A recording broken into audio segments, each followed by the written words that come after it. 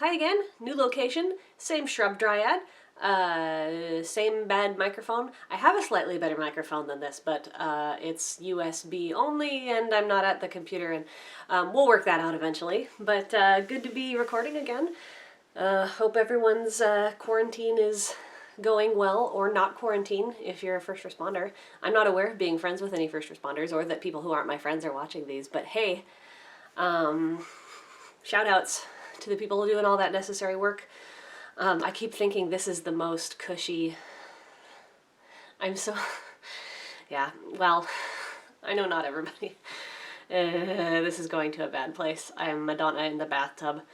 Anyway, yeah, there are lots of people making this less bad than it could be, and thank goodness for them. Anyhow, one of the things that's been happening for a lot of us this week is that we are watching a lot of streaming media, and so I got to revisit Frozen 2, which I have been thinking about incessantly since I saw it in theaters in November. I have so many feelings about this movie, some of which are because I love video essays, like the most.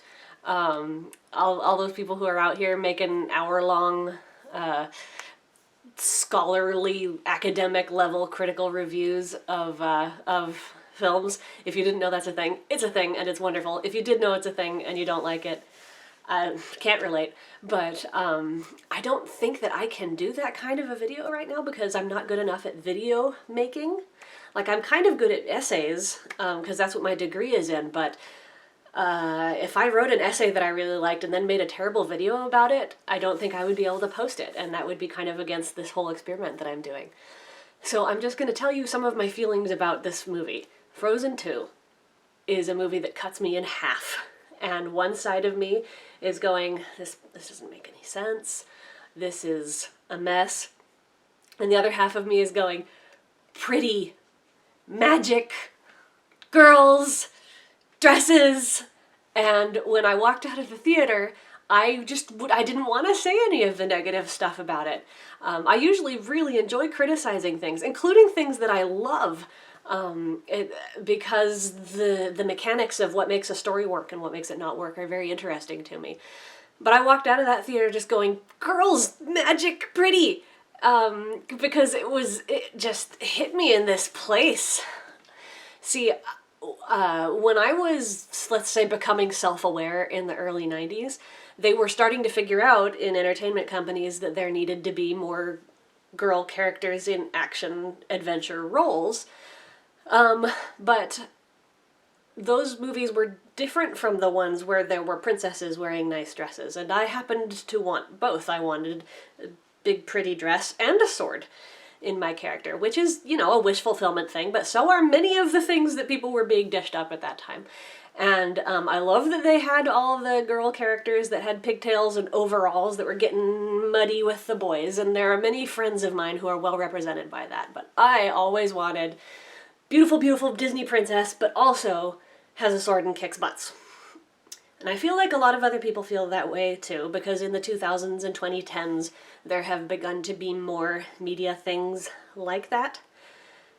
However, I usually have a lot of complaints about how it's executed, and probably that's because I'm extremely biased in favor of these tropes, and I want them to be done really, really well.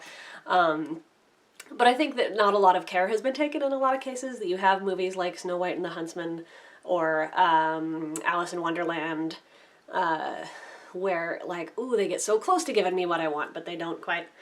I have some high-ish hopes for the new Thor thing that's happening. I think she should have picked up the hammer a lot sooner, but that's neither here nor there. Anyway, so it's exciting in Frozen to have a comedy, action, adventure-y kind of a movie where there are just beautiful, fun things happening.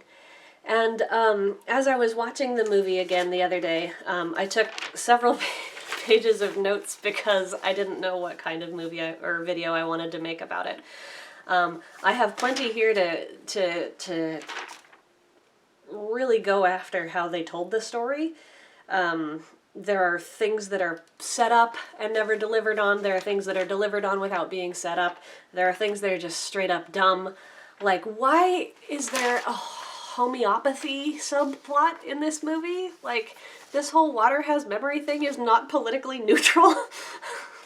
Why do they say it like 8 times in the movie? That's the most confusing thing about it to me. I do not understand.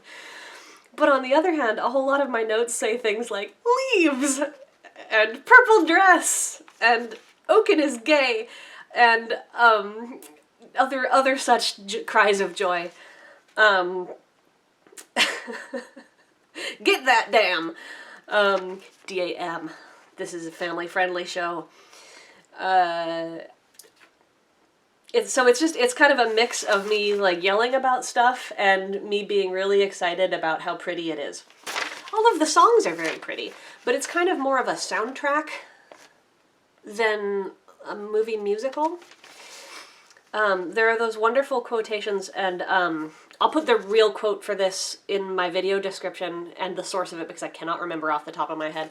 But I know that in the past, Disney's writers, I want to say Ashman is the one that said this, that when the emotions are too strong for words, you start singing, and when the emotions are too strong for singing, you start dancing. And that's how musical theater and movie musicals work. And definitely the songs did not come out of an abundance of emotion in the way that the script was written. And there wasn't anything wrong with the songs. They just didn't happen because the emotions were too strong for speech. And the first time that I saw it, I had not heard that quote before, and I didn't know how to put to words why I felt weird about the songs. So if you also felt weird about the songs, there have been past artists that have understood that progression better. So that was interesting. It's always interesting when you learn something about a tech skill that you don't have, and then you can and then you can see when people don't do it. Like after I read the McMansion Hell blog, which I'll also link because it's funny, I started complaining about architecture. I was like, oh no, it ruined me. Anyhow, all of this is to say this. It would be possible for me to make a whole big video talking about the problems with the plot to this movie, and I would enjoy it, and some of you would enjoy it too. But what I think is more interesting is how much joy it gave me anyway, because it's beautiful to look at, and it's beautiful to listen to. And I would love to be a Hollywood script doctor and have the job of picking on these things and catching them before they go out. I don't know how you get that job without going to film school and writing several screenplays. So, maybe I gotta do that to get my dream job. But, no, the fact that it still made me so happy is what's really caught me. I have tended to be a very pedantic person in my life. I have tended to be really perfectionistic, a professional perfectionist. And see, I'm leaving that in. That's what we're talking about right here. I don't want to come at this with an approach of this movie shouldn't have happened unless it happens to my specifications, and the plot completely makes sense, and we never interrupt what we're doing to do something less interesting. Like, it's too late. Like, it happened, it's a movie. Instead, I want you to think of another Disney-owned magical girl holding up this movie and saying, "This movie, I like it. Psh, another."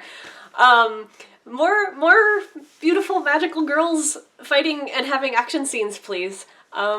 Yes, watch this movie and make their metrics go up so that they will make me another one. And the next one can, have better writers. Not better writers. That's rude. Certainly lower expectations, because, can you imagine having the job of writing Frozen 2?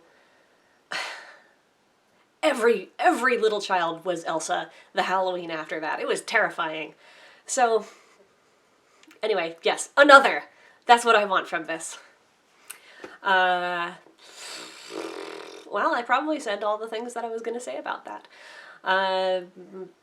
We're heading in for another week of this. I hope that you're getting out and getting walks. Drop a hello in the comments if you're feeling lonely. There'll be someone else there too, and I'm still new enough at this that the comments are not a hellscape, so maybe I'll say hi to you too. Thanks for watching me rant, and I will catch you again next week.